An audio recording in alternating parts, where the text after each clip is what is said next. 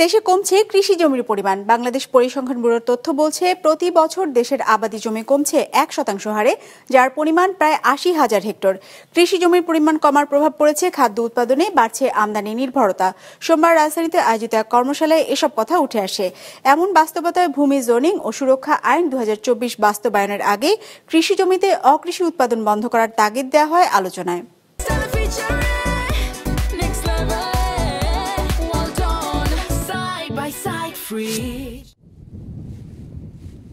বাংলাদেশে মোট ভূমির পরিমাণ 14.92 মিলিয়ন হেক্টর।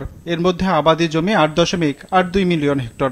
তবে এখন প্রতিনিয়তই কমছে সেই আবাদি জমির পরিমাণ অনিয়ন্ত্রিত নগরায়ন, সড়ক ও অবকাঠামো তৈরি আর জলাভূমি ভরাটের কারণে। হিসেব বলছে, প্রতি বছর কৃষি জমি কমছে 1% হারে, যা প্রায় 80,000 হেক্টর সমপরিমাণ।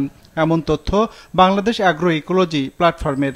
রাখাইন পাড়াগুলি হয়েছে যে খাস জায়গা, ওখানে মগম পক্ষ লেখা থাকে। আদি থেকেই এরা এভাবেই নিয়ে আসছে। এখন ওই জায়গাগুলি সব বেদখল হয়ে যাইতেছে। বাংলাদেশে যত অঞ্চলে মাইনিং হয়েছে এবং সেটা শুধুমাত্র গ্যাস, তেল, কয়লা এই খননের জন্য নয়, পাথর এক্সট্রাকশনের জন্য আসলে কৃষি জমি বিনষ্ট হয়েছে। অনুষ্ঠানে জানানো হয়, কৃষি জমি কমে যাওয়ার ফলে উৎপাদন ব্যাহত হচ্ছে খাদ্যশস্যের। ফলে দেশের মানুষের খাদ্য চাহিদা পূরণে বাড়ছে আমদানি নির্ভরতা। একই সাথে জলাভূমি, নদী ও বন পাহাড় ধ্বংস হওয়ায় প্রভাব পড়ছে জীববৈচিত্র্যে। ফলে বাড়ছে জলবায়ু ঝুঁকি। বক্তারা জানান, এমন অবস্থা চলতে থাকলে গ্রামীণ অর্থনীতি সংকটে পড়বে। খাদ্য আমদানি নির্ভরতায় চাপ বাড়বে বৈদেশিক মুদ্রার উপর। জমি যেহেতু কমে যাচ্ছে, উৎপাদন ক্ষমতা হ্রাস পাচ্ছে, আমদানি নির্ভরতা বাড়ছে, বিদেশি খাদ্যপণ্য ঢালাওভাবে বাজারে প্রবেশ করছে। আর একটা হচ্ছে কি, যেহেতু কৃষি জমি কমে যাচ্ছে, গ্রামীণ জীবিকায় এটা জীবন জীবিকার উপরে হুমকি সৃষ্টি করছে। নদী ভেঙে গেছে, নদীর গতিপথ পাল্টে গেছে, হাওর বাবরে মাছ চলে গেছে, নদীতে মাছ কমে গেছে। এইটার জন্য দায়ীকে আমাদেরকে ঠিক করতে হবে।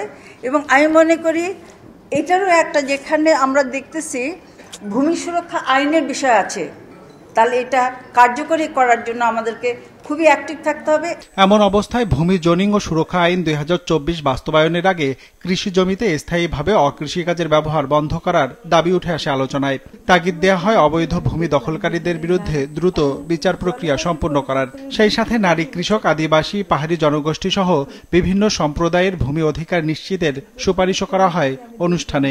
আগামীতে খাদ্য সার্বভৌমত্ব রক্ষা করতে চাই এবং জলবায়ু পরিবর্তনের দিক থেকেও বিবেচনা করে এখন আমাদের যে বোরো ধানের উপর যে নির্ভরশীলতাটা বেড়ে গেছে, সেটাকে কমিয়ে আমাদেরকে 3 ধরনের ধানের মৌসুমটাকে মেনে চলতে হবে। কৃষি জমি সুরক্ষার পাশাপাশি স্থানীয় বীজ, রাসায়নিক মুক্ত চাষাবাদ আর ফলনে বৈচিত্র্য আনার পরামর্শ উঠে আসে আলোচনায়। রঞ্জিবুল মিজান, বিজনেস রিপোর্ট, মাছরাঙ্গা টেলিভিশন।